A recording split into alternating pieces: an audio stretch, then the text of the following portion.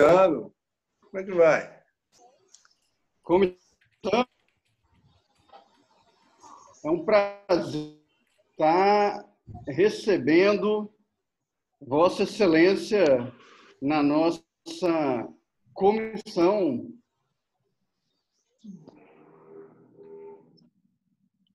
Acredito que caiu. Não, ainda não. Não.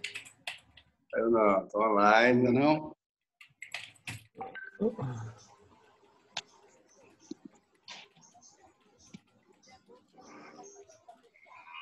Melhor Vamos agora. lá. Então, Isso. estamos aí iniciando aí uma live de grande valia, o nosso presidente da Comissão Estadual de Direitos Humanos da Ordem dos Advogados do Brasil, seccional Vitória, seccional Espírito Santo.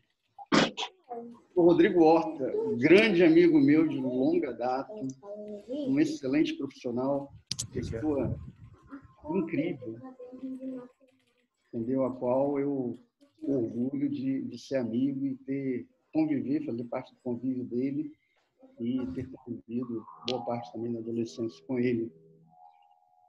Saúdo também o meu vice, quase presidente, Leonardo Becker, o grande braço direito, doutor Augusto, doutor Tiago, o Afonso, que está aí também na live, já está quase pegando a carteira da ordem, né?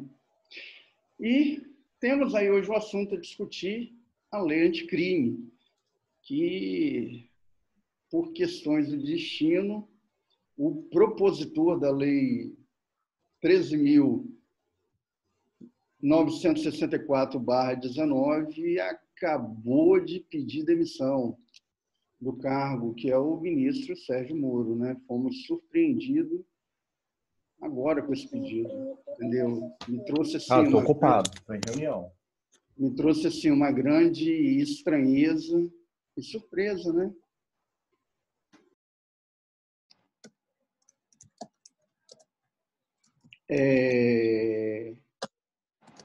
Vamos lá, Rodrigo. Nosso assunto hoje é um assunto assim de interesse coletivo, porque essa lei é uma lei nova, né? Onde o relator foi o Capixaba, o senador Marcos Duval, ele fez a relatoria no Senado. A propositura foi do ministro da Justiça e Segurança Pública, Sérgio Moro. Até então, ele continua ministro, né? E é um tema, assim, bastante controvertido e, como toda norma vigente, nos traz, assim, muitas dúvidas, né? Porque parte dela ainda não está em uso face à suspensão de alguns artigos frente à decisão do Supremo, né, principalmente a questão do juízo de garantias, onde nós vamos começar, doutora Ana, chegou agora, boa tarde, onde nós vamos chegar a tocar também neste ponto. Então, doutor Rodrigo, saúdo você, senhor. Já posso mandar bala? Fazer a pergunta? Está preparado? Manda bala, manda bala. Pode mandar chumbo? Vou mandar chumbo. Então, vamos começar a mesa redonda. Vamos lá. Então, Rodrigo, o senhor, como criminalista, como grande criminalista, como operador do direito, entendeu? Como uma pessoa que domina essa área, em que contribuiu a promulgação da lei anticrime no aspecto do combate à corrupção, com relação ao Código Penal e com relação à sociedade. Qual benefício trouxe a promulgação dessa lei? Boa tarde a todos, doutor Fabiano, doutor Leonardo, doutora Ana, já conheço de muito tempo. Fabiano há mais tempo, nós estudamos salesiano, ali 87, 88, né? Tem muito tempo. Vai entregar a idade. Não tinha nem nascido, mas a gente está aqui, né? Estamos vivos, isso é que importa. E, realmente, a lei ela trata do direito penal, do processo penal e das execuções penais. É uma proposta que, em alguns momentos, ela busca positivar entendimentos que já existiam nos tribunais. E é bom que isso ocorra. Me parece que contribui para a segurança jurídica a gente positivar alguns entendimentos que já estejam consolidados nos tribunais. E a população ela é levada a acreditar que uma lei com esse apelido ela possa resolver problemas da sociedade, como o crime. Por que um japonês, quando é pego em ato de corrupção, ele suicida, e o brasileiro, além de negar, ele ainda quer ser... né? O hemisfério sul, as pessoas não têm mais desvio de caráter do que as do hemisfério norte. Então, a gente volta para uma questão de organização social. E o direito penal, como ele atua somente após, ele acaba sendo uma resposta muito fácil, mas que dificilmente vai conseguir resolver esse problema social, porque a pena é cara, manter alguém no presídio é caro. A gente vê agora, durante o coronavírus, a dificuldade que é a Papuda. É um presídio que recebeu aí nos últimos anos boa parte do PIB brasileiro, já está com 100 casos de Covid-19 entre os presos. É um problema sério, é caro, é custoso.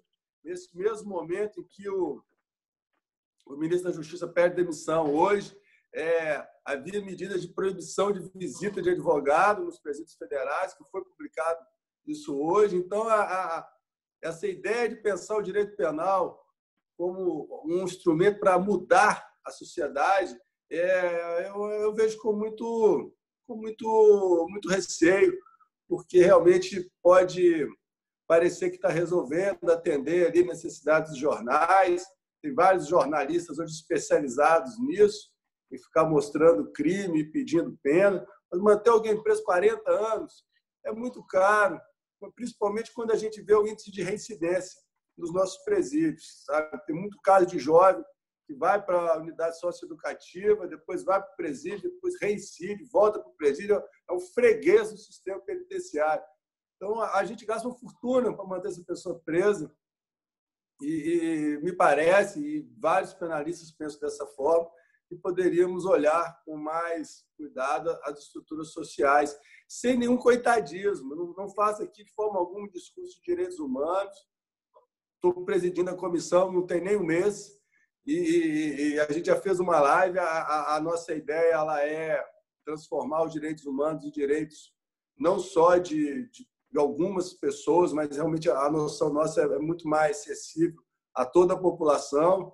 Ontem, numa live com o professor Caleb mesmo, falamos que direitos humanos, direitos de todos nós que estamos em isolamento por conta do coronavírus, recebendo informações repletas de fake news, na dúvida sobre qual medida adotar para proteger nossa saúde, se é o isolamento vertical, horizontal. Já teve até ministro falando de isolamento diagonal, e a gente fica aqui realmente tentando se defender, tendo que administrar e vendo o Estado reagindo depois. Então, é esse contexto. Nós somos humanos, a gente precisa de saúde, a gente precisa de alimentação, a gente precisa de educação, a questão das escolas. Como é que a gente vai fazer?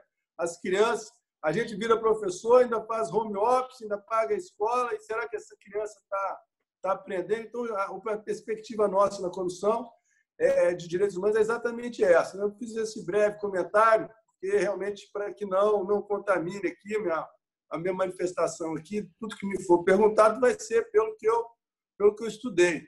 Eu não estou aqui para dar minha opinião, estou aqui para falar como advogado, e exatamente isso que eu estou querendo mostrar, que eu vou falar como advogado. Doutor Fabiano, muito obrigado.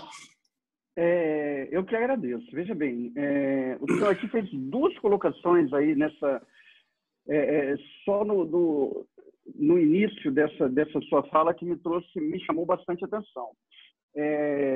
Existe, então, uma normativa que estaria proibindo o acesso dos advogados aos presídios? Hoje, aos presídios federais.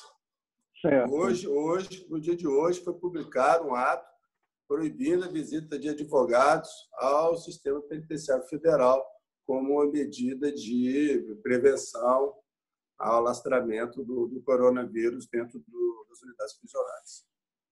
Tá, mas aí, veja bem, vai de encontro frontal ao Estatuto da OAB, né? Com relação às nossas prerrogativas, ela fere totalmente a ação do advogado, a prerrogativa do advogado, concorda? Não, mas o que é isso? Humanamente também, imagine que eles presos sem nenhum contato com o mundo exterior. Além dele não ter contato com o advogado, já estão sem o contato da família, porque foi restrito para evitar a circulação de pessoas dentro das unidades prisionais, mas realmente foi uma medida dura e a gente não sabe se tem a ver com a saída do ministro, não tem por que especular, mas que é fato, a medida eu recebi hoje cedo, eu já divulguei para os membros da comissão e a gente realmente espera que aqui no Espírito Santo as coisas não cheguem a esse ponto. O Espírito Santo tem um sistema penitenciário que já passou por maus momentos, mas foi reformulado. Quando a gente olha o cenário do nosso estado com outros estados, o nosso cenário é muito melhor que a grande maioria dos estados brasileiros. Há uma estrutura já em 2 presídios para receber os detentos com a Covid-19. É uma situação delicada e está todo mundo muito nervoso, então é preciso ter muita serenidade para, principalmente, saber ouvir. Talvez um desafio do brasileiro nesse momento é conseguir ouvir uma frase que ele acha que não vai concordar, mas ouvir até o final, pelo menos. Aprender a discordar em silêncio. Precisamos aprender a discordar em silêncio até para discordar com fundamento na hora que chegar a nossa vez de falar. Isso eu aprendi com o índio. Uma vez eu fui conversar com o índio, doutor Fabiano, se me permita o escape aqui, mas um índio fala ali, ou 1 minuto ou 20 minutos, depois o outro fala, não há essa interrupção de todos falando ao mesmo tempo que nós, civilizados, realizamos ao conversar. E me chamou muita atenção, eu falei, realmente, nós somos civilizados, né? Ninguém termina uma frase, a gente berra, a gente xinga, mas isso eu aprendi com índios e realmente foi um aprendizado muito proveitoso para a minha vida, assim, que eu trago até hoje. É de se estranhar, concorda comigo, essa medida, porque causa uma insegurança jurídica. A questão da proibição do acesso ao advogado. Causa né? corrupção, até porque até mesmo o custodiado ele fica meio que desamparado. Ele já está sofrendo por conta do coronavírus e agora passa a sofrer por conta de não ter acesso ao advogado, né? Não poder exercer seu direito de defesa. Exatamente. E aos parlatórios? A gente, quando entra na unidade prisional e vai até o parlatório, o caminho pelo qual a gente passa é um caminho muito curto. Nós não passamos pelas galerias. O parlatório, a gente não tem chance de transmitir ou receber um vírus gripal, digamos assim, de um detento. Tem uma proteção, e isso em todos os presídios federais isso existe. Então, realmente, é preciso ver se está havendo aí a chamada proporcionalidade, se há necessidade de uma medida tão dura contra o exercício da advocacia, contra o direito de defesa e a situação do Estado Democrático de Direito. Os advogados fiscalizam. Os advogados, assim como os jornalistas, nós temos o poder de denunciar muita coisa e cobrar do Estado. Nós somos esse instrumento, essa comunicação entre o poder financeiro, o poder administrativo do Estado, o advogado faz através do direito. Então, será que isso também é uma tentativa de amordaçar a advocacia, então precisamos refletir, analisar com cuidado. Temos as entidades federais, a OAB, o Conselho de Prerrogativas Nacional, e com certeza isso está sendo tratado. Perfeito. Então, já está bem esclarecida essa questão da proibição Doutor Fabiano, do acesso ao advogado. Pois não. Eu posso dar só um exemplo de o que aconteceu comigo em Viana. Aí o doutor Rodrigo também, de repente, deve ter visto algo parecido. Foi no final de março, eu fui na CDP2 de Viana e quando eu estava esperando na recepção, né, porque é sempre um pouco demorado na recepção ali para até você adentrar, e eu não sei porque eu comecei a tossir um pouco, talvez algum processo alérgico, não sei, e nisso já veio uma enfermeira, talvez, estava de branco, alguém da da social, talvez, do presídio, com um questionário, e me fez algumas perguntas. Se eu tive febre, se eu tive isso, se eu tive aquilo. Aí, na hora da tosse, aí ela falou assim, eu vou marcar tosse aqui porque já me falaram que você estava tossindo. Eu falei, realmente eu tossi aqui, mas, enfim, só foi isso. Aí a senhora, na hora, já falou, por você ter um dos sintomas, você não pode entrar e vai ter que ficar 14 dias sem poder entrar.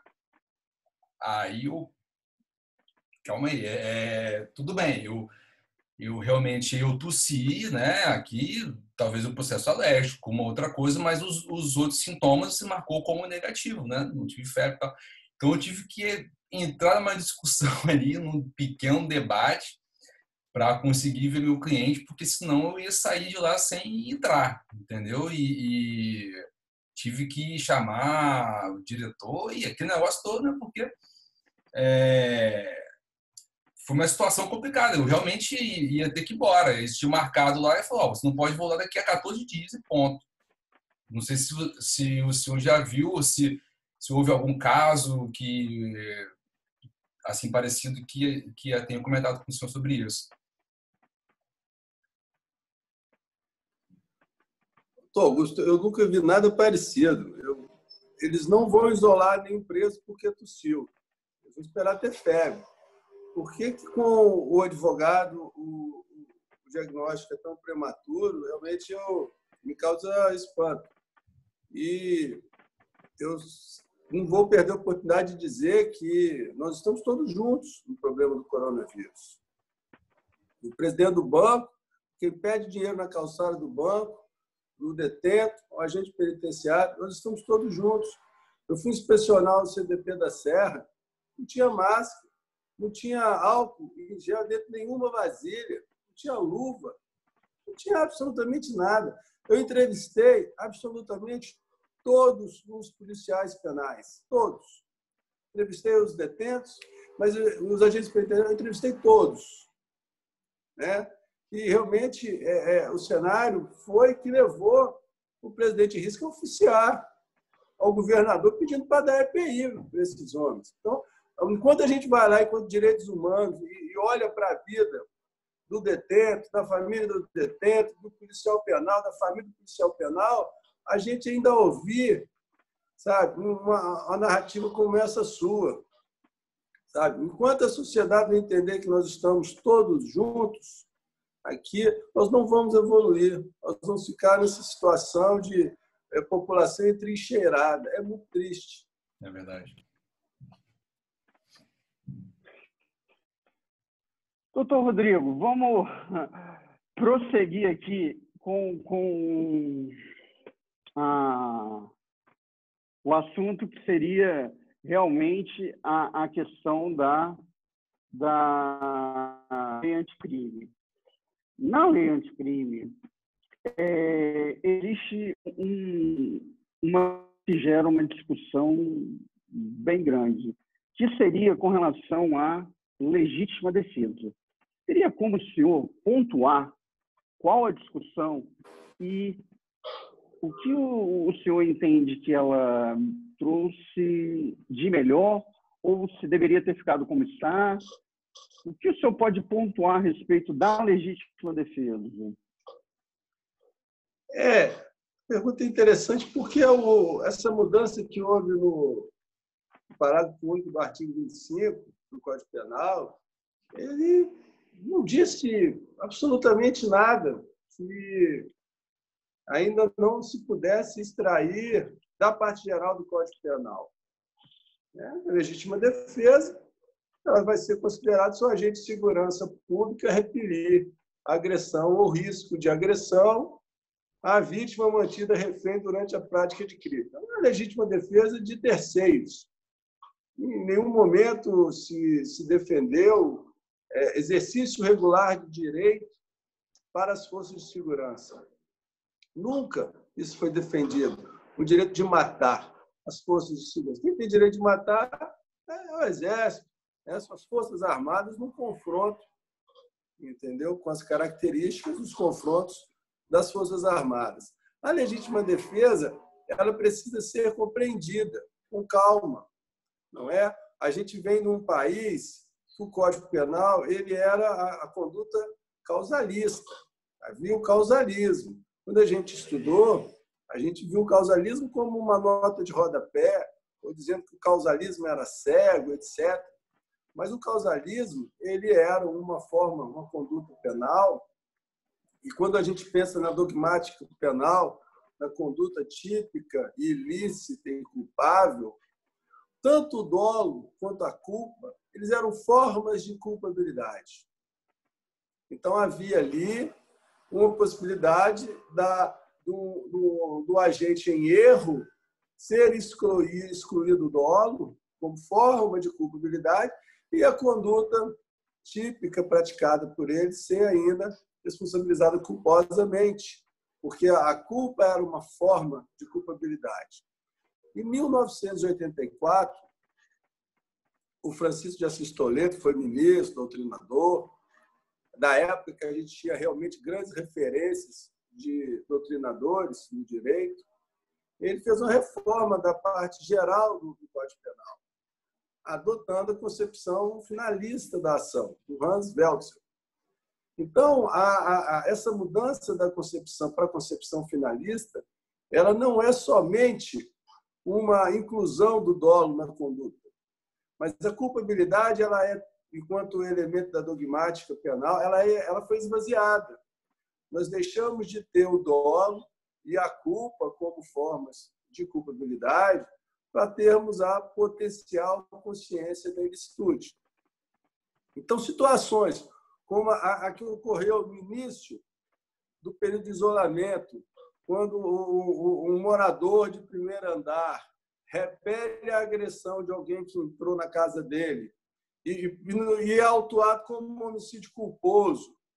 E um jornal noticia realmente, até advogados fazendo diversas críticas à atuação do delegado, a gente vê quão delicado é o tema da legítima defesa. E ele não é delicado porque está mal escrito, não. Ele é delicado porque o nosso senso de justiça, ele, na legítima defesa, e quando a gente olha para a lei, nós precisamos entender a lei. O que foi aconteceu nesse caso concreto que eu uso como exemplo? Ao que parece, foi entendido que houve excesso. Repelir injusta agressão usando moderadamente os meios disponíveis. Então, se uma pessoa me agride, vem me atacar com uma faca, eu tenho uma pistola, eu dou um tiro nele. Eu usei o meio que eu tinha moderadamente. Mas se eu disparar 15 vezes, aí eu vou ter usado em excesso. Esse excesso ele pode ser doloso ou culposo. Então, isso na legítima defesa, isso ainda existe. Mas isso é contrário ao que a gente aprendeu no finalismo. Isso existe porque quando o mundo ocidental passou a adotar a concepção finalista da ação, e aí surgiu um problema, que é um problema que ele diz, discriminante e putativa, da pessoa errar, o erro penal. O erro é a falta do dolo. Ou você tem dolo ou você está em erro. São dois lados da mesma moeda. Você sabe o que você está fazendo, você tem erro. Quem sabe, você tem dolo. Você quer fazer, está fazendo, sabe o que está fazendo, tem dolo. Consciência e vontade é o dolo. O erro é a ausência disso. Então, o erro, no caso da legítima defesa, que é a chamada discriminante putativa, ele é tratado como se no causalismo fosse, por força de uma decisão do Bundestag, do Tribunal Alemão, de 1952. Nós temos um livro em português que traz essa decisão, que é do saudoso professor José Cirilo de Vargas, professor doutor da FMG. Ele tem o livro Instituições do Direito Penal, no volume 1. Ele trata do erro. Ao tratar do erro, ele traz essa decisão. O professor estudou, eu tive a oportunidade de estudar com ele. Ele estudou na Alemanha, e nas pesquisas que ele fez na Alemanha, realmente, ele resolveu trazer esse precedente. Porque se você souber o finalismo e for olhar a discriminante putativa, você vai ver que dogmaticamente ali fica uma dúvida. Mas por que trata assim a legítima defesa? Trata assim porque nós adotamos, o mundo ocidental todo adotou, né, que trabalha que mudou do causalismo para o finalismo, e passou a usar essa decisão do Tribunal Alemão para tratar a questão da discriminação putativa. Então, a legítima defesa ela vem prever a força de segurança como agente, mas de uma forma, ela não criou para o agente da força de segurança um direito que todos nós já não tínhamos. Então, todos temos o mesmo direito, ele continua tendo o mesmo direito. Seria o mesmo que dizer o advogado que fizer isso também é a mesma coisa. Mas ela tem um comando social muito forte, né? Nós temos até há 5 anos as forças de segurança não tinham, né? A gente não tinha ninguém pedindo ditadura pelo meio da rua. Hoje a gente tem gente pedindo ditadura. Então há um movimento que passou a ter mais simpatia pelas forças de segurança, de um extremo para o outro, né? Nós sempre precisamos da polícia e durante décadas a polícia era alvo de chacota, uma coisa assim bestial. Por que tirar a respeitabilidade da PM? Que abriu o jornal, metade das charges eram de policiais, né? E nós precisamos do policial.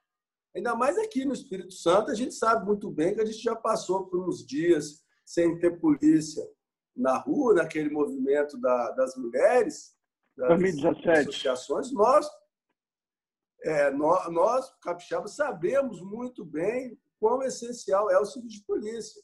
Agora, na época da pandemia, novamente a gente vê os serviços essenciais de saúde e de segurança, a necessidade que nós temos deles e em paralelo, outros serviços essenciais, né, como a ciência, a universidade, isso tudo realmente durante a pandemia vem sendo mais ilustrativo para a gente. Então, a legítima defesa ela é isso. Ela não é um tema delicado, não é um tema simples, quanto parece ser. Não é? Poderíamos fazer aqui a nossa conversa toda sobre excludente de licitude. O Brasil é diferente, né? Quando você vai estudar o Zaffaroni, eu adoro, o Zaffaroni é fenomenal, mas o ordenamento jurídico argentino é um pouquinho diferente do nosso, né? O nosso especifica esses excludentes de licitude ali, a legítima defesa, o estado de necessidade, que dentro da concepção finalista de Weltzel seriam só essas duas. É o que o Weltzel chamava de tipo permissivo, tanto a legítima defesa como o estado de necessidade. E no nosso código, a gente enxerga ali ou o exercício regular de direito, a gente tem outras situações ali que são tratadas como exclusão de licitude. No Código Penal argentino, tem um artigo lá, eu não sei de cabeça, é o 34 ou 39, mas ele traz diversas situações que são excludentes de licitude ou de culpabilidade, diversas situações que vão retirar esse indício de ilicitude que vem da prática da conduta típica. Então, ali há um espaço para os Zaffaroni realmente trabalhar com muito mais tranquilidade a teoria da identificidade conglobante, que ela decorre da teoria do Veltzer, do tipo de crime, do tipo permissivo. Aqui no Brasil é um pouquinho diferente. O nosso código não caminhou assim, nosso código colocou outras situações ali ao lado daquelas que Veltzer chamava do tipo permissivo. E no tratamento da discriminante putativa, eu repito, foi adotado esse precedente, esse julgamento, resultado desse julgamento de 1952 no Tribunal Alemão, e realmente foi um paradigma para o mundo ocidental. Mas quem quiser estudar com calma, vai estudar a teoria limitada do dolo, a teoria extrema do dolo, a teoria limitada da culpa, a teoria extrema da culpa e as condutas no causalismo e a conduta no finalismo. Isso é necessário para a pessoa ter segurança para fazer uma análise da legítima defesa, que é um tema delicado. Então, ao que parece, a legítima defesa ela sempre está presente. Se uma pessoa está com um fuzil na mão no meio da rua, veja bem, é uma ameaça. Se eu descer de sua casa, for na rua, tem um camarada com um fuzil, né? Você vai olhar, ele não está fardado, não está com roupa de polícia. Você já está ameaçado ali. Se você estiver na praia, chegar alguém com um fuzil, você está ameaçado ali. Então, a principal vítima da ameaça do fuzil não é a população do asfalto, é a população das comunidades. Geralmente, a pessoa que está com o fuzil ali protegendo aquele território ali, que é o território do tráfico, das comunidades, tem muito Rio de Janeiro, ele não vai para o asfalto com o fuzil, ele fica ali protegendo o território dele. Então, essa população mais simples, que tem diversos problemas e que tem que conviver com essa ameaça mais, né, em comunidades que muitas vezes o Estado vai muito pouco, o Estado vai basicamente através da polícia, né, vai pouca ambulância, vai pouca escola, né, saneamento, nem se diga. Né? Então, são necessidades básicas que o Estado traz para nós, que muitas vezes falta nessa comunidade, e ainda tem essa ameaça ali constante, né, da pessoa com um fuzil na mão. Então, é um discurso que foi usado pelo governador eleito do Rio de Janeiro, e a imprensa realmente explorou muito, isso foi muito noticiado, mas imagine, você ficar com um fuzil, você se sente ameaçado. Há ali uma ameaça. Né? E a ameaça não é somente aos moradores daquela comunidade, mas ao próprio Estado, porque na teoria do Estado nós aprendemos, você precisa de território como um dos elementos do Estado.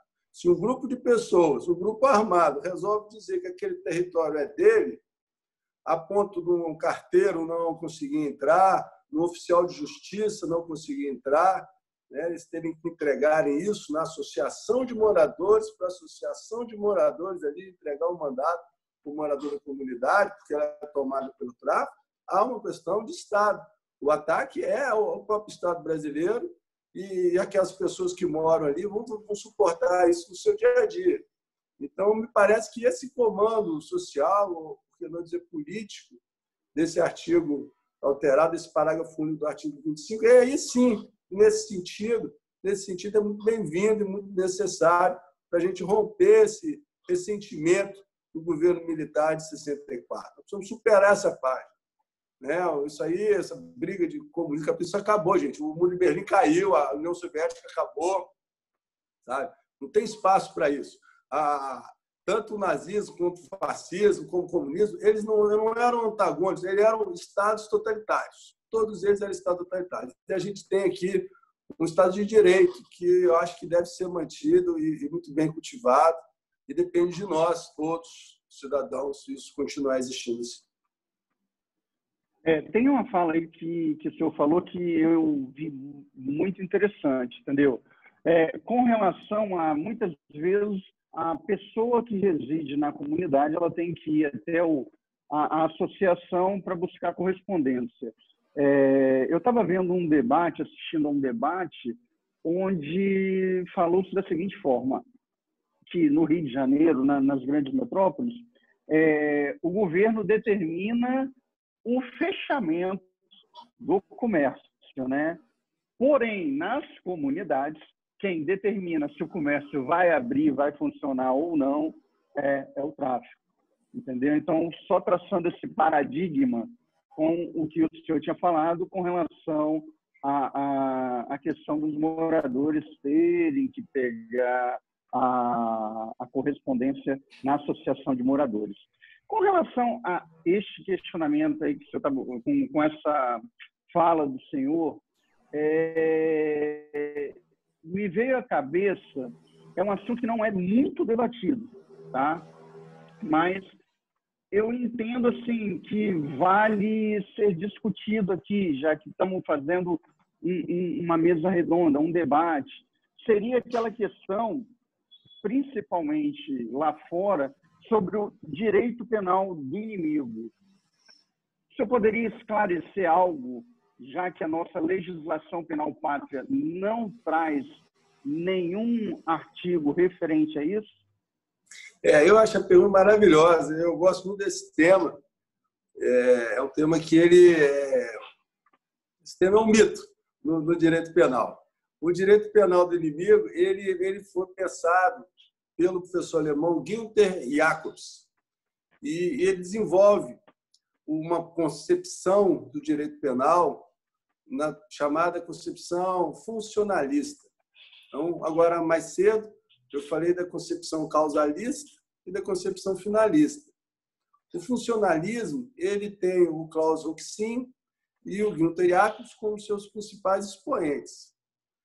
Mas o Günther Jacobs ele usa como paradigma a teoria dos sistemas, do professor também alemão Niklas Luhmann. Então,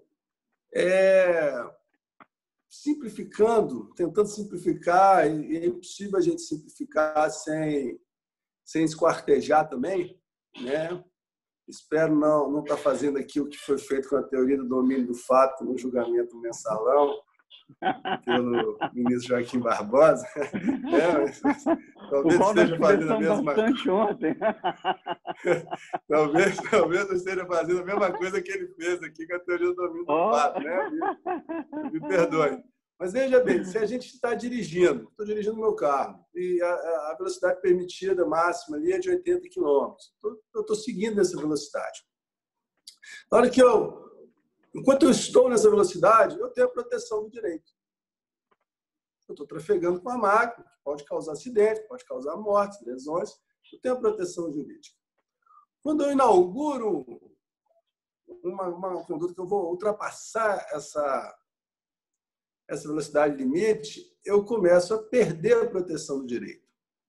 Então, vendo em círculos independentes, né, o Estado, a gente teria os cidadãos que vão delinquir, e é esperado que esse cidadão delinque. Mas os Estados Unidos viveu isso. Ele teve o atentado de 11 de setembro das Torres Gêmeas, né, um atentado terrorista. Esse terrorista ele se encaixou no perfil do inimigo, né? Lembrando que o terrorista ele não é um americano. O Brasil querer usar isso contra aquele rapaz pobre lá, traficante de coca, o aviãozinho, realmente eu acho uma atrocidade, né? A gente pode dizer que aquela pessoa que nasceu aqui é o nosso inimigo. É a falência do país, da nação, não conseguir absorver os brasileiros. Precisa reconhecer esse erro. Os Estados Unidos, não. Um cenário de guerra. Qual a guerra possível contra os Estados Unidos? Uma delas é o terrorismo. Como é que você vai estacionar um navio para jogar um míssil? Os Estados Unidos é a maior potência militar do mundo, o para-passo ali com a Rússia, com a China. Então, os Estados Unidos adotou ali esse discurso do direito penal do inimigo. O direito para aqueles que são considerados inimigos, são contra o Estado de Direito, contra essa nação, ou seja, eles estão fora desse círculo, eles também não vão ter as proteções constitucionais do cidadão que habita aqui dentro desse círculo de direitos e deveres vai ter. Então, ela foi usada, né? Foi o Guantánamo, houve excessos, mas é uma teoria que ela tem um lado bom também. Não podemos ser... Não estou dizendo para adotarmos um direito penal do inimigo, mas, com certeza, não poderão ser usados contra os americanos ainda que ele roube um banco ou trafique drogas, os precedentes usados na guerra ao terrorismo. E eu digo isso que, às vezes, a gente tem que diferenciar uns tipos de processo penal de outros. Não é? Não dá para eu pensar que a Lava Jato pudesse tranquilamente irradiar precedentes para todo aquele que comete crime. Como essas grandes operações, a Anaconda, todas essas grandes operações. A gente pega algumas relativizações sobre o direito à liberdade, sobre o confisco de bens, sobre a possibilidade probatória, dilação de prazos, que são usados nessas grandes ações, nessas grandes operações. A Lava Jato tem dezenas de etapas. Sabe? O objetivo era... a hipótese dela era uma quadrilha que ocupou o poder executivo usando propina com dinheiro público para se manter no poder. Né? A ideia da Lava Jato foi combater esse tipo de crime. Não é um tipo de crime corriqueiro e algo que a gente nunca havia visto. Então, esses precedentes, ao mesmo tempo, irradiarem o processo penal como um todo, para aquele furto na padaria, uma batida de carro, sabe, um momento ali, um erro na hora de preencher um tributo e realmente configurou um crime, ou uma extração de areia indevida, sabe, são situações muito menos sofisticadas e complexas. Então, muitas vezes, a gente conseguir separar uma situação da outra seria muito, muito importante para o direito penal. E a gente não precisaria nem de tantas leis. É o caso, eu estou falando, do juiz das garantias. A gente pensar todo e qualquer processo vai ser feito isso, vai aplicar um juiz de garantias, é uma situação. Né? E eu realmente não sou a favor nem contra. Mas me parece que, em uma situação, o juiz das garantias é necessário. No caso da Lava Jato. Dezenas e mais dezenas de etapas. Então, 5 anos depois, tem uma etapa, chega o advogado lá para defender o cliente, ele está chegando naquele momento, o juiz já está há 6 anos ali, ouvindo as interceptações desde a fase de inquérito, presidindo as audiências e sentenciando. Né? E tem um volume de informação que você não vai conseguir ter nunca. E tem um volume de informação de todas as etapas. Somado a isso, ele atuou nas 2 etapas. Então, me parece que no caso da... E aí eu pego o gancho nessa ideia, não dessa ideia que é o direito penal do inimigo, mas na ideia da teoria dos sistemas do Luhmann. A gente precisa separar. São sistemas diferentes. As ações penais corriqueiras, dessas ações penais com dezenas de etapas. Nas dezenas de etapas, seria de bom grado que, após o encerramento da investigação, o processo fosse distribuído, sim, para fazer instrução perante um juiz que não está participando daquela investigação, que às vezes dura anos. Mas isso é uma minoria dos casos que vai levar a essa situação dessa prevenção do juiz com essa conexão eterna. Fica sempre o mesmo juiz na investigação, em todos os processos, com dezenas de etapas. Então, é preciso... No direito, quanto mais a gente conseguir separar uma coisa da outra, eu acho que a aplicação da lei vai ser mais precisa e a gente precisa ser muito sensato ali para operar a lei penal, principalmente o processo penal. Eu, com relação ao juiz de garantia, eu também trabalho em idêntica hipótese. Eu entendo que realmente pode vir a haver uma contaminação da prova, tipo assim, o juiz instrutor, na hora de julgar, ele não consegue, pelo menos no meu entendimento, ter a mesma imparcialidade, o instrutor do julgador. Agora, com relação, aí eu seria favorável, com relação à parte administrativa, eu entendo que hoje o Estado ele não está preparado, tá? O Estado com relação ao Poder Judiciário, para implantar o juízo de garantias, porque tem comarca que só tem um juiz. Esse tema daí, ele é bem complexo, entendeu? Volto a falar, a parte da instrução, né? Falando da instrução, eu entendo que realmente o juiz que faz a instrução para julgar, é difícil, não tem como não haver uma contaminação. Tá? Mas também, se você for parar para analisar, a nossa realidade hoje, enquanto Estado, quase nunca é o mesmo juiz que julga com raras exceções. Agora, o que instrui julga com raras exceções. Principalmente na capital seria exceção. Agora, no interior, geralmente não é, porque a rotatividade é muito grande. Agora, eu acredito que o Poder Judiciário hoje não teria ainda uma estrutura, tá, para colocar o juiz de garantia com o juiz titular. Seria igual à questão da vara de execução penal, que foi vara de inquérito policial, que foi criada no passado, certo? Criou uma certa dificuldade com relação ao trâmite de processo. Com isso daí, eu gostaria até de ouvir doutora Ana, doutor Augusto, doutor Léo, com relação ao juiz de garantia, para a gente ampliar um pouquinho o debate. Então, boa tarde aí, pessoal. Ontem eu até estava conversando com o Dr. Rodrigo, justamente essa questão porque aqui no estado já teve, né, um juiz de garantia que era a vara de inquérito policial, né? E assim, eu achava que ela funcionava muito bem, né, para as questões de celeridade ali, de medidas cautelares, a gente tinha acesso ao juiz, fácil, embora eu acho que ele tinha a estrutura que ele tinha, de fato, assim, era uma estrutura que destoava das estruturas dos outros gabinetes de juízes criminais, né? Ele tinha um volume maior de servidores e tal.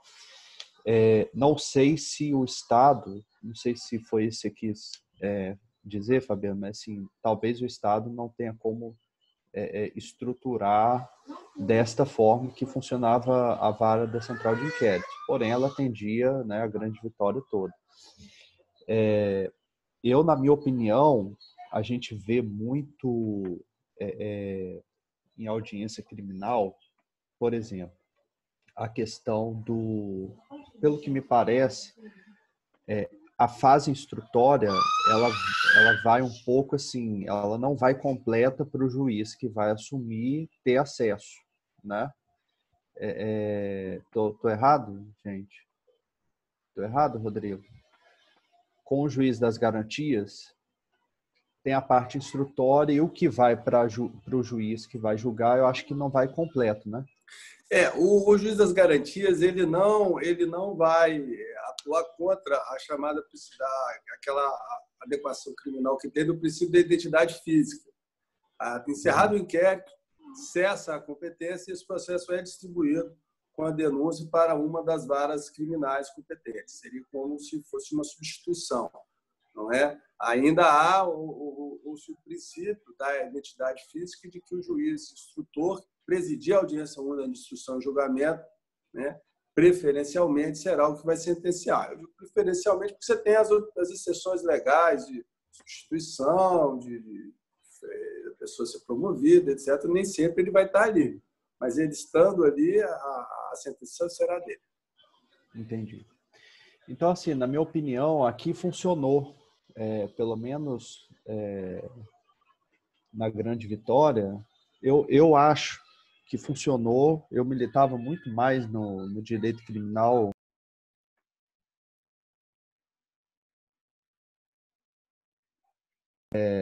Desculpa. Eu militava muito mais aí na parte criminal, né? Hoje faço mais parte empresarial, pessoa jurídica. Mas assim, eu gostava, o acesso era fácil, a gente tinha uma resposta célere, né? Talvez o juiz que esteja lá é um juiz muito competente e que ficava lá, hoje ele está na 10ª, né? Dr. Marcelo Loureiro. Ele era um cara muito competente, muito preparado e assim, acho que funcionou. Só que nós estamos falando de uma questão de Grande Vitória, né? Essa questão de juiz das garantias, ela abrange o país inteiro. Mas, em São Paulo, já existe, como aqui existiu, o juiz das garantias. Existe o juiz lá que fala só em inquérito policial. E eu estava ouvindo o podcast do professor Guilherme Nucci, ele cita o exemplo de São Paulo. E ele fala que em São Paulo o juiz das garantias já funciona, né, de maneira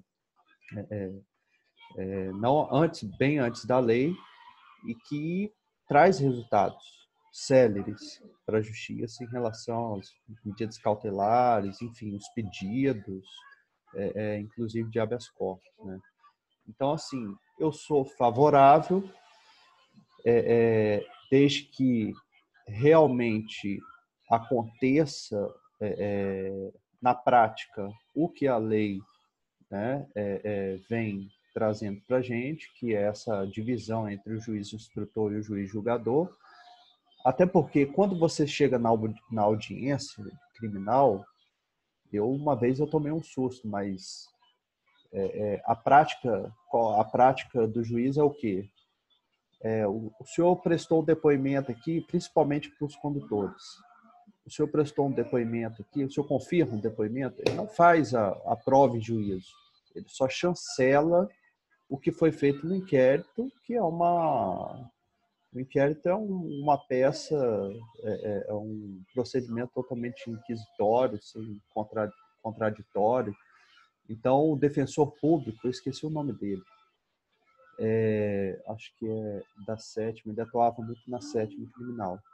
E ele pediu a palavra pela ordem, entendeu? E falou, não, em silêncio, o senhor tem que interrogá-lo, o senhor tem que fazer a oitiva dele. Porque aí fica difícil a gente também chancelar uma coisa que foi feito no momento de sem contraditório. Então, assim, isso tudo tem que ser refletido para que as coisas realmente, o processo, a linha brasileira, né, seja uma coisa de acusatório mesmo. Hoje ele é misto, né? Hoje o nosso processo aqui penal ele é misto, entendeu? Enfim, abre a palavra aí para outro colega que quiser falar. Eu gostaria também de ouvir a doutora Ana falando e doutor Augusto, se ele quiser também se manifestar. Olá, porque são pessoas que pontuaram bem incisivamente com relação ao juiz de garantia. A gente vem trocando muito, sabe, doutor Rodrigo? A gente vem discutindo muito dentro do grupo essa questão de juízo de garantias, entendeu? Vamos lá, doutora Ana. Boa tarde, mais uma vez, Rodrigo, querido, que bom estarmos juntos aqui. Eu acho que, como todo criminalista, até falava isso com o doutor Fabiano, é difícil achar um criminalista que não seja favorável ao juiz das garantias, né? Porque o juiz das garantias, ele vem para que o devido processo legal seja respeitado, né? O que ele almeja é tirar o juiz da produção da prova, fazer com que ele saia do âmbito da acusação, porque o juiz ele não é acusador, o órgão acusador é o Ministério Público. Então, o juiz das garantias ele vem para distanciar esse julgador dessa prova, daquilo que foi colhido na fase de inquérito, para que ele receba aquele processo e que ele possa, então, dar início ali à instrução processual e à instrução probatória sob o crivo do contraditório, de uma forma totalmente isenta de opiniões enfim, de qualquer coisa que tenha sido produzida ali naquela fase inicial. Então, ele é necessário. Eu entendo, obviamente, que a operacionalização disso é difícil, mas ela é necessária. Como tudo, a implementação dos processos eletrônicos, tudo com que a gente não está familiarizado gera uma série de entraves. Mas é necessário que haja uma conscientização no sentido de que isso tem que ser feito, né? Que o devido processo legal ele clama por essa divisão de tarefas do jurisdicionado, quer dizer, órgão acusador é Ministério Público, o juiz, eu até discordo um pouquinho, doutor Leonardo, que o senhor falou aí desse exemplo do defensor público, porque, em tese, o juiz ele não deveria nem fazer perguntas. Claro que isso é uma visão super utópica do processo penal, né? Por quê? Porque quem está ali para acusar é o Ministério Público. A defesa está ali para defender. Se não houve acusação, ele tem que absolver. Ele não tem que perguntar para que ele se convença de que aquela pessoa é culpada ou para que ele se... Entende? Não sei se eu me fiz entender. Mas, quer dizer, Se o Ministério Público, então, não provou que aquela pessoa é culpada, o juiz tem que absolver. Ele não tem que buscar fazer perguntas para encontrar meios de condenar. Porque aí o que você diz? Você diz que ele já entrou no processo com a intenção de condenar. Né? E a dúvida, ela é favorável ao réu, a dúvida absolve. Então, o juiz das garantias, ele é extremamente necessário para isso, para afastar o juiz dessa produção da prova. Ele está ali, ele vai receber aquele processo, ele vai olhar os dois lados, ele vai ser isento e ele vai decidir de acordo com a convicção dele a partir daquilo ali. Né? Então, eu entendo, doutor Fabiano, que seja difícil essa operacionalização, mas ela é necessária e, enfim, e o Estado precisa pensar numa forma de fazer isso acontecer. Né? Que seja lentamente, aos poucos, mas isso tem que ser feito. Doutora Ana, só para esclarecer, talvez eu me expressei errado. Na verdade, o MP que tinha perguntado, aí o juiz, né, fez a pergunta e o defensor público interviu. Mas eu já tive situação que depois disso, esse juiz, não vou citar nome, mas assim, ele começou a ter esse tipo de conduta. E um processo, né, de um cliente meu, quando o Ministério Público foi quando foi a oitiva dos condutores, ele falou que não, que ele tinha que fazer as perguntas que ele achava, né, para constituir prova em juízo.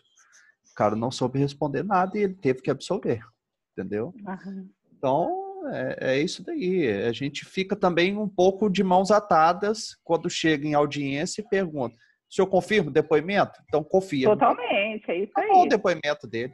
Né? A gente tem que usar os meios que a gente tem hoje para tentar fazer com que aquilo ande. Mas, assim, pensando num processo penal ideal, né, seria dessa forma. Só o Ministério Público acusa, só a defesa defende e o juiz está ali como mediador. Mas a gente sabe que, infelizmente, não tem como e realmente a gente tem que se utilizar daquilo que a gente tem em mãos para fazer o processo acontecer. É o que acontece mais ou menos no júri, né? O juiz só preside e no final ele pega e dá a sentença dele. A doutora Ana, ela levantou em uma pequena frase, ela já falou o que eu estava querendo dizer aqui, que era o seguinte: o processo digital. Eu acho que lá no passado, eu acho que não deu talvez muito certo por conta da estrutura toda que deveria ter, de tudo aquilo que seria a mais além do processo. Né? A estrutura física, muitos funcionários, muita gente. E eu acho que o processo digital, que o nosso Estado está muito atrasado, né? Isso frente aos demais, eu acho que se viesse eu acho que na gestão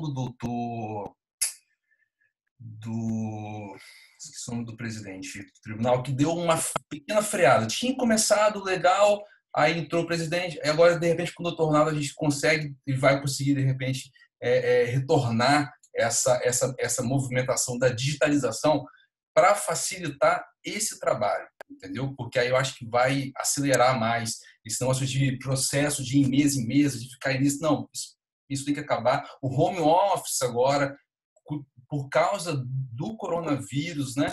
Eu acho que isso vai começar a mudar a mentalidade do judiciário, da advocacia, das pessoas também terem esse trabalho em casa para diminuir esses gastos. Eu sei que o judiciário, o Tribunal de Justiça, já está preocupado com a verba, porque o Estado já está por aqui, por mais que o nosso Estado esteja com conceito A em economia. Então, eu acho que isso tudo vai acabar facilitando, caso a digitalização dos processos comece de um ritmo mais acelerado. Eu acho que isso vai ajudar muito. E eu concordo muito. E realmente tem que existir o juiz das garantias, até porque é uma tendência humana da gente, é uma tendência de confirmar as nossas hipóteses iniciais, né? Então, acho que ter uma outra pessoa para fazer uma nova análise e aí sim buscar aquela, como vou dizer, aquela estratégia do teste positivo, vamos colocar assim, de revalidar aquelas provas e tal, eu acho isso essencial, muito essencial, e eu acho que o juiz das garantias poderá ajudar muito nos processos de improbidade administrativas, já começando, já tipo, foi, por exemplo, fazendo tipo sequestro de bens, afastamento do agente público. Então, isso vai ajudar muito o Estado e também os nossos clientes, que muitas das vezes se vê em posições em relação ao Estado mesmo, né, de maneira muito inferior, e às vezes a gente mesmo não consegue aplicar uma boa defesa, né? É isso que eu tenho a contribuir, mais ou menos. Bom, agora vamos pegar um assunto aí afeito à corrupção, que a gente gosta assim, também de debater muito, doutor Rodrigo. Infelizmente, também não consta na legislação pátria. E entendemos que há um certo atraso, um certo delay com relação à nossa legislação pátria, que vem a ser a corrupção privada.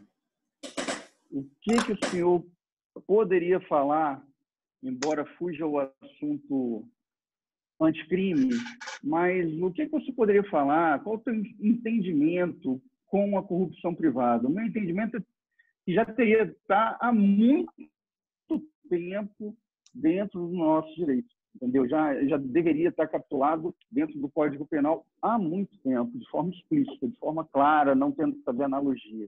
Entendeu? Vide o caso aí, o último escândalo aí relacionado à FIFA, entendeu? Se fosse aqui no Brasil, ninguém estaria preso. Aí eu gostaria que o senhor falasse a respeito do seu entendimento com relação à corrupção privada. Que até então a gente só fala da pública, né? A pergunta ela cai muito bem, porque o Estado precisa proteger também o patrimônio das grandes empresas, seja SA, seja cooperativas, elas precisam ser protegidas. E há diversos casos de desvio por diretores, gerentes, contadores, e esses desvios acabam que eles caem na vala comum do estelionato, né? O estelionato é um tipo muito aberto, e poderíamos dizer até que o crime fiscal é um tipo de estelionato, que você induz a receita a erro, declarando menos para obter uma vantagem devida, que seria pagar menos. Então, é um estelionato. Por que o direito penal vai proteger o erário e protege a administração pública, mas não vai proteger essas grandes empresas? Nós estamos vindo de 30 anos de globalização, né, que foi um período em que essas empresas puderam fazer comércio e negócios com o mundo todo, e nós não vamos ter uma proteção especial para o patrimônio dessas empresas. Às vezes, ali, o presidente ele não resiste, às vezes montam verdadeiras quadrilhas para superfaturar, para saquear o dinheiro dessas instituições. A gente está cansado de ver exemplo disso. E quando a Justiça Penal descobre, o que resta é o quê? É o crime de falso e o crime de estelionato. É uma resposta que fica aquém da gravidade dos fatos perante toda a sociedade. Se essa empresa que for roubada e com patrimônio desviado, se ela vem à falência, aí teremos os crimes alimentares com as peculiaridades dele. Mas, veja bem, a gente vai ficar sempre dando um jeito para tentar encontrar algo que corresponda ao nosso senso de justiça. Uma empresa, ela depende da confiança, uns confiam nos outros. Então, o direito penal ele merecia a Inglaterra, por exemplo, tem esse tipo da corrupção privada, no ambiente privado, e seria realmente muito difícil eu falar que a gente precisa de algum crime, porque a gente tem crime demais no sistema, mas realmente o patrimônio das grandes empresas ele merece uma proteção. Para tratarmos aí esses casos de corrupção no ambiente privado, seria muito bem-vindo, fortaleceria todas as áreas. Nós temos empresas que cresceram muito aí nos últimos anos e elas precisam ter o patrimônio delas protegido, controlado. Às vezes é muita coisa para o Conselho Fiscal olhar, às vezes é muito dinheiro que é desviado delas, que consegue contratar mega estruturas para fazer rede de proteção, empresas com sede em outros estados, com várias outras empresas fazendo composição delas, uma verdadeira blindagem patrimonial, e fica essa sensação de impunidade. e as pessoas vendo esse enriquecimento desigual. Então, realmente, viria muito bom momento, né, nesse momento de reconstrução da economia, se algum parlamentar tivesse essa ideia de positivar esse crime contra a corrupção contra os particulares. Alguém gostaria de fazer algum questionamento? Doutor Léo, doutora Ana, doutor Augusto, doutor Fred? Alguém gostaria, doutora Ana, com relação à corrupção privada?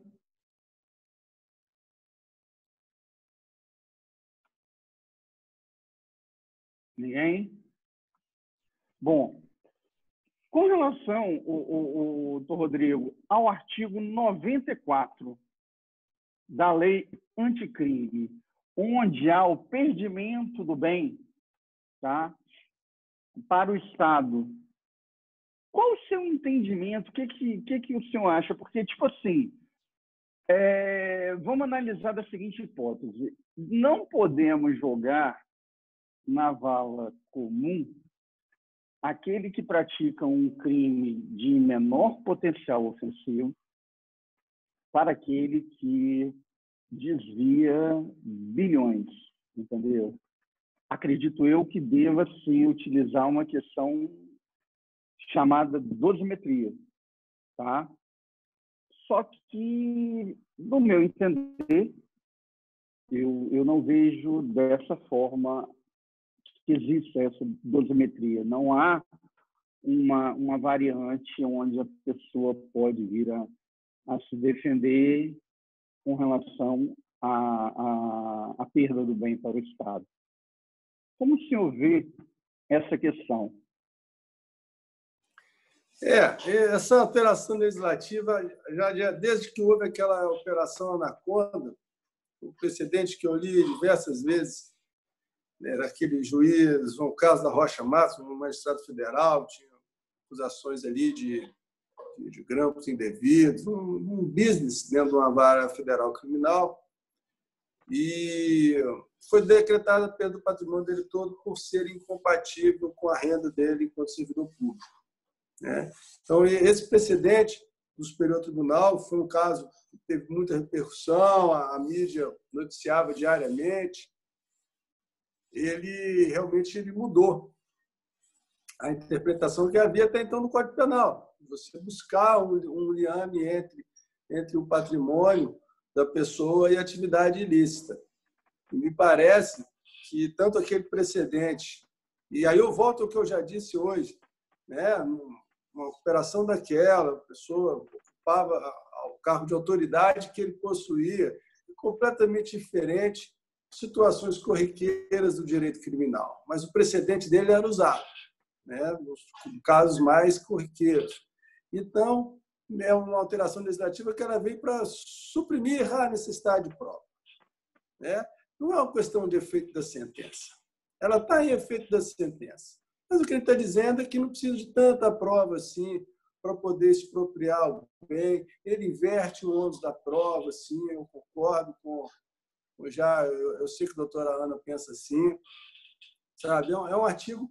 Toda alteração legislativa que venha alijar a defesa de uma oportunidade processual, eu vejo com muito receio. A gente tem um Ministério Público forte, com autonomia, promotores de postos de carreiras, tem cursos os mais variados, tem estrutura para trabalhar. Eles não precisam que a legislação faça isso. Eles não são hipossuficientes. Isso aqui está tratando como se a acusação fosse hipossuficiente, sabe? Tem a Receita Federal. Então, muitas vezes se escreve o óbvio, tentando impedir a defesa de exercer o seu papel de defesa. E na verdade, é para todo cidadão.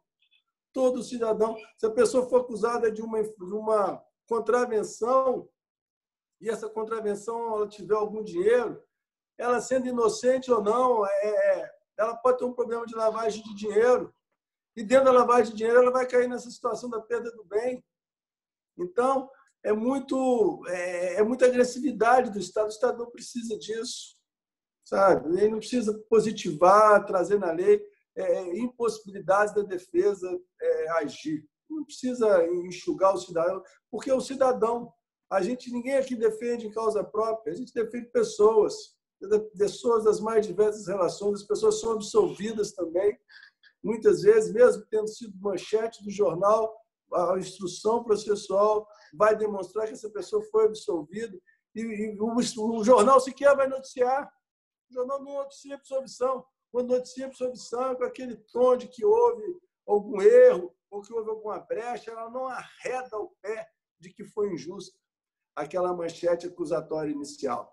Então, realmente, é preciso que a gente atue e isso me parece inconstitucional. Você não pode estar suprimindo o devido processo legal através da lei. A lei não é para engessar a defesa. A defesa existe, a defesa é plena, a defesa age depois de acordos de delação, de interceptação, de troca de informações com o sistema financeiro. A gente atua depois disso tudo. O Estado tem plenas condições de demonstrar a culpa de alguém e é você tirar o patrimônio da pessoa sem ter certeza e vai usar a lei para dizer que essa certeza não é mais necessária, porque, no fundo, o que está dizendo é isso. Realmente, eu acho que veio um péssimo momento essa alteração, veio para oprimir a população e vender esse discurso de que isso é necessário para fazer justiça. E tudo agora, toda crítica que se faz agora, toda vez que você fala para o Estado olhar para o cidadão, o que a gente ouve é que aquilo é necessário para fazer justiça. E a gente não vê realmente queda de índice nenhum, mesmo com tanta prisão, com tanta operação, índice de violência contra o cidadão. Doutora Ana, a senhora foi citada direito aí de não, é porque o Rodrigo sabe que eu concordo com ele, em gênero, número e grau. Realmente, a gente tem um problema grande aí, porque se você está falando de um crime que envolve a aferição de valores de forma ilegal, vamos partir desse princípio, você até pode crer que haja nos autos algum tipo de prova nesse sentido, ou que haja pelo menos uma diretriz para você começar ali a pensar no que realmente seria o patrimônio lícito do cidadão, o que seria proveito de crime. Agora, se você fala de um crime como um homicídio simples, por exemplo, como é que o Ministério Público vai ter meios de verificar, ou seja, porque aquela circunstância é totalmente alheia ao processo, a tudo que foi visto até então, como é que ele vai ter meios de verificar que parte dos bens daquele cidadão é proveniente de ato ilícito, que parte é lícito, ou seja, é inviável. E aí a gente fala nesse absurdo da inversão do ônus da prova. Por quê? Porque vai caber ao acusado provar que aquilo ali foi adquirido de forma lícita. A gente cria mais um entrave para o processo penal que não faz absolutamente sentido nenhum.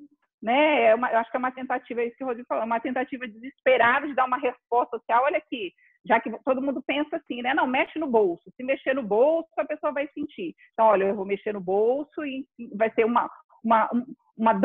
double check, uma pena dupla aqui. Além de tudo isso, eu ainda vou fazer esse confisco, porque nada mais é do que um confisco. Né? Então, realmente, eu acho que a gente vai ter muito problema com isso. Porque, apesar do artigo falar em poderá ser decretada perda, né? Ou seja, não é uma obrigatoriedade. Não significa que o sentenciado ele vai ter que sofrer essa perda. Mas a gente sabe, né, que diante do processo penal que a gente vivencia hoje no Brasil, isso vai acontecer praticamente em todos os casos. Pelo meu entendimento, o doutor Leonardo pediu a palavra antes de mim, já estava furando a fila. Sou mero mediador aqui, não tenho esse direito. Doutor Leonardo, com a palavra. Não, só aproveitando o assunto, que eu também sou totalmente contra, né? Eu acho que é o parágrafo 2º do artigo, e ele fala que o acusado também poderá provar, né? Ele deixa claro isso.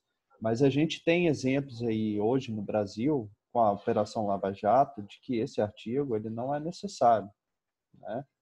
Foram feitos aí vários acordos de delação premiados, foram repatriados valores altíssimos, feito acordos com os acusados, né, envolvidos na Lava Jato. Então, assim, a gente tem outros meios ao invés de ter o legislador taxado isso daí, né? Igual a Ana falou, isso nada mais, nada é de que um confisco, né? Um confisco revestido de legalidade, vamos colocar assim, né? Era só isso. E pelo que eu vejo, assim, a dupla penalidade aí é complicada, a não ser que seja a ré esportiva, ou seja, algo desviado, como o patrimônio, o valor que está sendo devolvido foi realmente o valor desviado. Aí eu concordo. Agora, adentrar o patrimônio, muitas vezes algo que não foi nem o objeto do desvio, da conduta delituosa, ser perdida para o Estado, eu vejo como de forma totalmente errada. Rodrigo, quer finalizar esse assunto, concluir tudo que foi falado? Eu acho que tive muita liberdade para falar, eu adorei a oportunidade, rever Léo, rever você, a doutora Ana, conhecer o Thiago. Mas tem uma pergunta, calma aí. Tem mais uma? Então manda. Tem. Calma. Você acha que vai perder essa oportunidade? Calma, meu amigo. Bom, a lei... Não, isso não vai sair agora, não. Está pensando, o contrato é até 10 da noite. Vamos lá, doutor. A lei anticrime, o objetivo dela era o combate, dentre um dos objetivos, né, seria o combate à corrupção. Você entende que tiveram várias mudanças, né? O texto proposto e o texto promulgado teve diversas mudanças. Do jeito que está hoje, você acredita que ela combate efetivamente a corrupção? Ou você acha que falta algo mais? Eu acho que falta o brasileiro enxergar que de lei de Gerson e de vantagenzinhas se semeia a corrupção. O jeitinho brasileiro para a corrupção e para favorecimentos indevidos, ele é um pulo, mas está muito próximo. Nós precisamos ter uma autocrítica. Sabe? Não é a legislação penal que vai mudar a nossa cultura. Sabe? Não foi um crime que fez o brasileiro ser menos tabagista e um dos povos do mundo menos tabagistas, mas foi a campanha de esclarecimento. Sabe? Não vai ser a lei penal que vai fazer esse universo de viciados em crack se curarem, ou se tratarem, ou conseguirem sobreviver.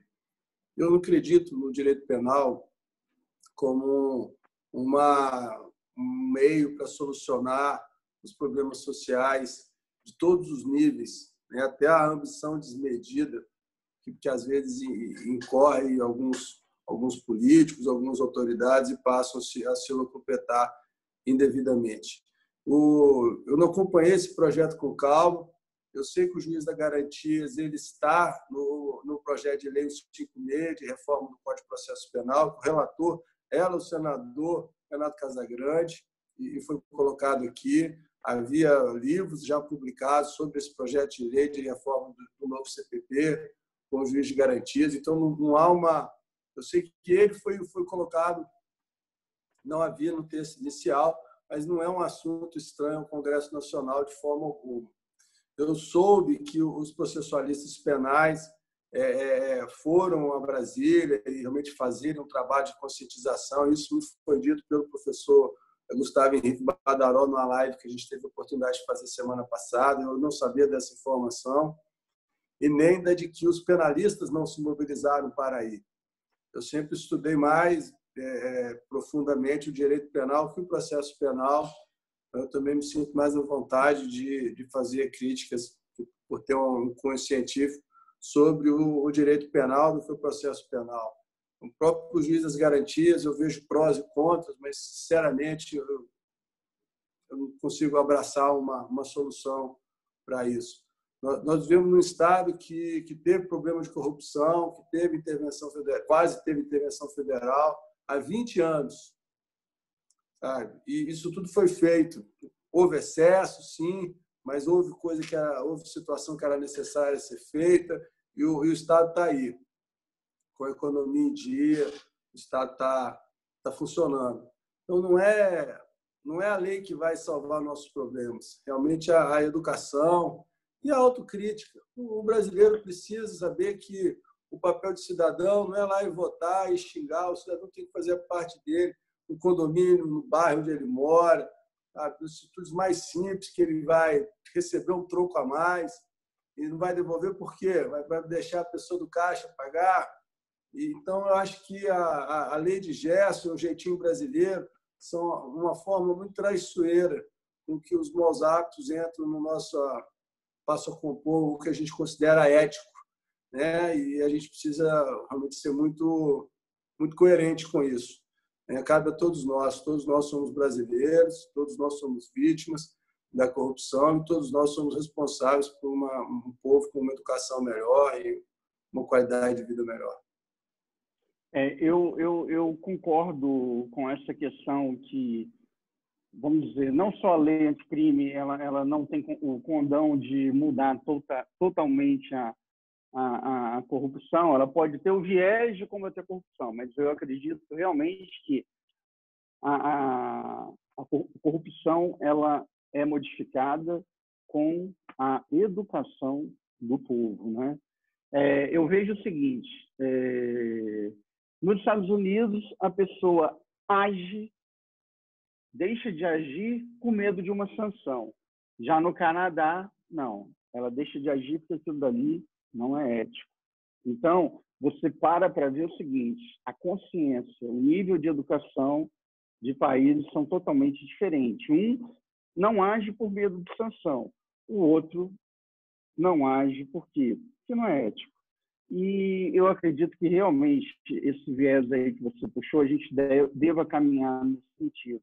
Enquanto no Brasil não tiver uma consciência, pode vir a melhor legislação do mundo, pode vir vários pacotes anticrime, anticorrupção, que não vai mudar. Prova disso, eu fico muito à vontade em falar, todos nós reclusos, em prisão domiciliar, numa quarentena, enquanto que você pega aí sábado e domingo, calçadão lotado, praia lotada, e o pessoal não está nem aí. Chega a ser assim, me perdoa, mas chega a ser uma chincalhe com quem está cumprindo a quarentena rigorosamente. Então, o que eu vejo, cara? Não que você não deva caminhar, caminhe com segurança. Agora ir à praia, ficar agarrado, essas coisas, eu não vejo porque nós estamos numa pandemia.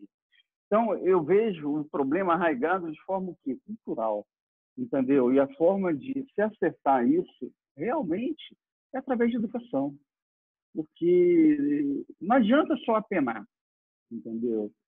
Tem que ter um sistema de educação de base. Enquanto não mudar a mentalidade do cidadão, não vai haver mudança. E o que mais me entristece é que quando a gente fala em educação, tem que educar. Logo penso que no mais necessitado, no mais carente. Só que o crime de corrupção, ele não parte do mais carente, não. A corrupção geralmente acontece o quê? Na camada média e mais alta da sociedade, entendeu? Ele não acontece na camada baixa. A camada baixa, a classe pobre, não tem como corromper, entendeu? Ela corrompe de que forma? Furando uma fila, entendeu? Dessa forma. Agora, já na camada alta, média alta, corrompe como? Tentando subornar um guarda para que não multe, entendeu? E de diversas outras formas. Então, o que mais me entristece é isso. A gente fala, tem que partir para educação. Eu concordo. Só que essa educação não é aquela educação, a gente pensa logo no menos favorecido. Não. A educação tem que partir justamente daquele que ainda fala aquela velha frase de 64. Você sabe com quem você está falando? Então, isso aí eu acho que não cabe mais, entendeu? Eu acho que a educação tem que ser, esse choque de ética tem que estar nessa camada, entendeu? Mais uma pergunta, doutor Rodrigo, para finalizar. Eu acho que o doutor Léo quer falar aqui, levantou o braço. Fala, doutor Léo. Não, eu ia perguntar se tinha mais alguma pergunta que eu queria que ele comentasse, aproveitar a oportunidade desse professor, né? Que ele falasse sobre o artigo, salvo engano, é o 28 e o 28A, que é a questão do arquivamento, né? Quando é proposto arquivamento, subir para o Colégio de Procuradores ou Conselho Superior do Ministério Público, e a questão da... deixa eu ver aqui. Eu acho que é aquela questão da vítima poder recorrer ao MP também, em caso de arquivamento. No Código de Processo Penal, né, Léo? Isso. Eu vou na linha de tudo que nós já falamos aqui hoje. Toda vez que a gente consegue, através da legislação, evidenciar que o papel do Ministério Público é acusar e do juiz é julgar, isso é bem-vindo. E acaba que vem tornar mais claro algo que já estava ocorrendo, que realmente já ia para o Procurador-Geral, a vítima ela precisa ter uma participação e quem se subroga nos direitos da vítima na ação penal é o Ministério Público. Então, é muito coerente, é bem adequado e realmente prestigia o sistema acusatório e essa separação de funções. É sempre muito bem-vindo. Nós fechamos aqui uma questão que não é a aplicação da lei, tá, no aumento da penalidade, quem vai formar ou forjar o caráter da pessoa, né? Você entende que o CPP e o CPC ele já está na hora de haver uma modificação? São dois instrumentos, são dois livros antigos, né? Um processual e outro de forma objetiva antigos, entendeu? E o direito ele acompanha a evolução do tempo. Então, hoje nós temos uma coxa de retalho. O que era há 20, 30 anos atrás deixou de ser hoje. É lógico que a lei ela vai sendo reformulada, mas já não estaria na hora de fazer uma modificação, porque já está tramitando há bastante tempo o Código Penal de Processo.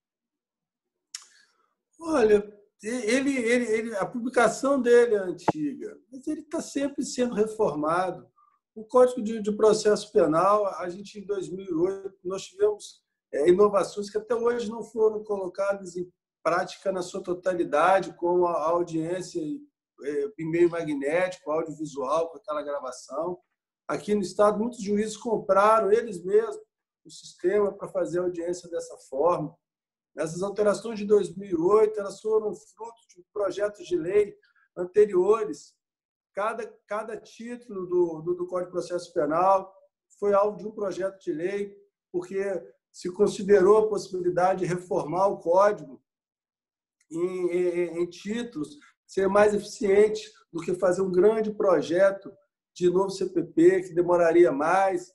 E isso foi feito. Boa parte dos títulos foi reformulada, parte de recursos, muita coisa foi reformulada. O Código de Processo Penal ele não guarda muita semelhança com aquele Código de Processo Penal inaugural, e a Constituição de 88 ela mudou muito a forma de interpretar diversos dispositivos. E, da mesma forma, o Código Penal. O Código Penal original ele tinha um artigo que tratava de drogas, que era o 281. Né? Esse artigo 281 ele foi sofrendo alteração, depois fizeram a Lei 6368, depois fizeram a Lei 10.409, depois fizeram a 11.343 e mais diversas leis esparsas, sabe? E o dispositivo que estava lá no Código Penal, que ninguém nem lembrava dele, que era a infração de medida sanitária, o artigo 268. Hoje em dia é uma das vedetes do momento, é o artigo 268, todo mundo tentando entender esse artigo, se o secretário de Saúde Municipal tem competência para editar esse complemento dessa norma penal heterogênea que está ali no artigo 268, sabe? Que virou um crime de menor potencial ofensivo por conta da Lei 9.099 e 95, também foi alvo de críticas. Então, não pode prender porque é crime de menor potencial ofensivo. Não existe um coronacrime. né? Não dá para você torturar uma velhinha na pracinha porque ela tá infringindo a medida sanitária. Vai levar para a delegacia, sim. Termo circunstanciado, ela vai se comprometer aí à audiência. É isso que o sistema diz. Talvez, se tivesse mexido, esse crime nem existiria. Porque as pessoas... Eu já dei aula de medidas sanitárias, estava no meu programa de crimes de perigo comum, né, contra a incolumidade pública, inundação, explosão, epidemia. Sabe? Prender a atenção do aluno numa situação dessa era dificílimo. E hoje está aí. Né? Tem uns até que me mandam mensagem, falam, professor, estou lembrando de você, o 268, porque realmente o código é bem feito, foi muito bem feito, foi feito por teóricos, não era feito por clamor. Né? O direito ele é para padronizar. As pessoas têm que incorporar os valores éticos que estão na lei e não querer que a lei seja um instrumento de vingança social. Isso me parece muito básico. Agora, por falta de reforma, é que não está nenhum dos dois códigos. Tem muita reforma, muito dispositivo alterado, muita pena aumentada. E a gente vê no próprio que eu acabei de falar, o 281 era o crime de drogas. Mas o que houve de parágrafo no 281, antes dessas 3 leis, as penas só foram aumentando. E você entra no presídio, quantidade de gente presa por droga. Tá? Então, essa política de droga ela é uma prova de que realmente mudar a legislação tão somente não surte o efeito esperado. Ela é uma política ilusória. É uma propaganda enganosa. Ótimo, entendi. Bom, para as considerações finais, nós já estamos a 1h e 30 minutos com o doutor Rodrigo. Doutor Leonardo.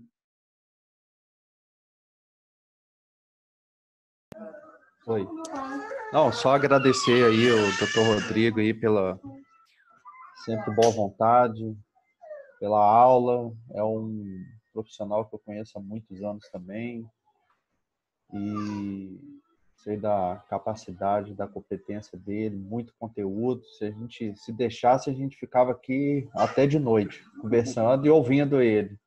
Porque eu ouvi ele, eu até comentei aqui, ouvir Rodrigo dá vontade de você estudar, de buscar conhecimento. Essa é a verdade. Mas quero agradecer aí pela sua participação, Rodrigo. Foi muito bom, muito proveitosa aqui pra gente. E obrigado.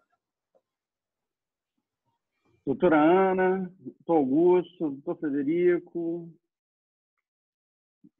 Só agradecer mais uma vez o Rodrigo ter nos brindado com seu conhecimento. 1h30 passou voando, ninguém nem viu. Eu nem vi que já tinha dado 1h30. Estou aqui com a porta trancada, como sempre, com as crianças lá do outro lado, que é assim que eu trabalho. Tranca a porta, eles ficam isolados. Nem vi passar. Daqui a pouco eu escuto os gritinhos. Foi ótimo, como sempre. Muito obrigada pela disponibilidade. Doutor Tiago. Boa tarde, pessoal.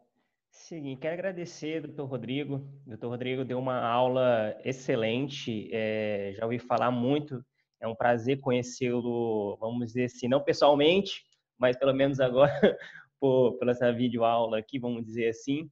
E foi exatamente o que o doutor Léo falou. Ouvir o doutor, a vontade que causa de estudar, de aprender mais, e isso é cristalino quando você entende, quando a pessoa ela tem já esse prisma de passar o saber. Então, estou muito feliz. Pode ter certeza que o doutor falou deu para entender bastante e certamente eu vou estudar um pouco mais da matéria aqui para poder debater futuramente com os colegas ainda mais. Agradecer, doutor, agradecer a todo mundo e parabéns. Doutor Rodrigo, muito obrigado pela aula. Quando a aula é boa, passa rápido mesmo, né? 1h46 e parece que foi só 20 minutinhos. Foi muito bom, esclarecedor. O seu direito comparado aí com a Argentina e a Alemanha foi ótimo. Tudo muito bom mesmo, muito obrigado. E acho que podemos ter outras, né, Fabiano? Com o doutor Rodrigo, né? Acho que não se esgota, não. Tem muito mais assunto aí. Muito obrigado. Não, com certeza. E, doutor Rodrigo, já lanço aqui uma proposta que talvez existem matérias afeitas, tá? A Comissão de Combate à Corrupção com a de Direitos Humanos. O dia que o senhor quiser fazer também uma reunião conjunta, tá? Com a de Direitos Humanos, com a de Combate à Corrupção, estamos de portas abertas. Eu acho que só vem a engrandecer o debate. É só marcar que a gente está aqui à disposição, tem muita matéria aceita, tá? E o que a gente puder somar é de grande relevância. Então, eu agradeço aí por demais a sua participação. Foi de grande valia esse bate-papo, essa conversa, né? E é sempre bom rever um amigo aí palestrando, né? Nessa posição aí de palestrante, é sempre interessante. A gente que é contemporâneo de Salesiano e, graças a Deus, estamos hoje nessa condição aí de cada um como presidente de uma comissão. É bem assim, emocionante, né? Pô, no passado éramos colegas de colégio, hoje somos colegas de OAB. Isso é muito engrandecedor e é uma premiação interessante para a gente. É um legado que a gente acaba deixando. Então, eu te agradeço aí por demais aceitar o convite. Faço o convite aí da comissão a qual você preside para traçar um debate junto com a gente, colocar algum tema em pauta para a gente debater. A nossa comissão é bem ativa, o pessoal aqui trabalha bastante. Então, aí, mais uma vez, lhe agradeço por demais aí a contribuição que você está nos dando. Obrigado, Fabiano. Obrigado pela oportunidade. Obrigado, presidente Risk, de nos apoiar nesse momento de nos aventurarmos pelo mundo digital. Estamos nos conhecendo. Eu acho que a palavra, Thiago, é visualmente, né? Porque eu já falei pessoalmente para tanta gente por aqui, mas eu acho que a gente está se conhecendo visualmente e tendo a oportunidade de passar essa vontade de estar junto, porque o ser humano não foi feito para viver numa ilha solitária, né? Nós somos um animal que gosta de estar junto e é tão importante ter essa oportunidade de a gente conversar sobre direito penal e outros temas afins que a gente conversou, num ambiente relaxado, né? Muito obrigado a vocês todos aí, foi muito bom para mim e vamos fazer de novo, sim. Vamos fazer entre as comissões, vamos fazer entre nós, né? Vamos estar juntos, vamos junto. Tá ótimo. Eu só tenho a agradecer a você e também agradeço aos membros da comissão, porque sem vocês não existiria comissão e não existiria também essa live. Aproveito aqui para registrar um agradecimento ao presidente Risk e ao coordenador de comissões, Alberto Neme. Doutor Leonardo, a palavra. Só fazer também um agradecimento à nossa colega e amiga, doutora Isabel Norbin, participa lá da minha turma no TED, criminalista também, é da área. Doutora, muito obrigado aí pela participação, tá prestigiando aí a comissão e a gente está de portas abertas também. Exatamente. Muito obrigado, doutor, aí por estar aí o tempo todo aí prestigiando esse debate.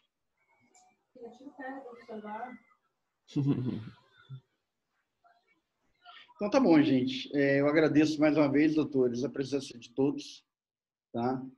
E até a próxima, né? Se Deus quiser. Tá certo? Muito obrigado a todos e vamos encerrar agora o debate. Rodrigo, mais uma vez, muito gente, obrigado. Tudo de bom, gente. Valeu. Tchau.